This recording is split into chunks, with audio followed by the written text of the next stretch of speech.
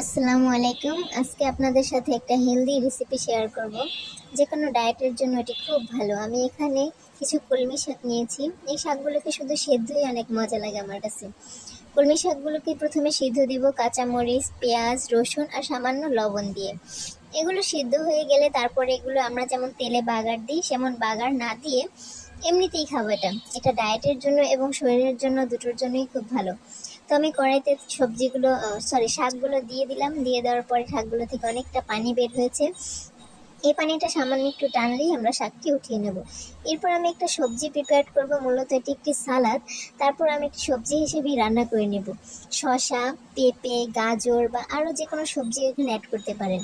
তারপর কড়াইতে সামান্য রসুন কুচি, পেঁয়াজ, রসুন কুচি, পেঁয়াজ আর কাঁচামরিচ এগুলো একসাথে ভেজে নেব। আমরা প্রথমে রসুন কুচি দিয়ে দিচ্ছি, এটা একটু ব্রাউন হলে তারপরে পেঁয়াজ দিয়ে দিব। পেঁয়াজটা দিয়ে দিলাম। পেঁয়াজটা দেওয়ার পরে পেঁয়াজটা হালকা একটুখানি ভাজা ভাজা হলে তারপর আমরা সেই ওই সালাদ সবজি যেটাই বলেন সেগুলো দিয়ে একটু নেড়ে চেড়ে নিব।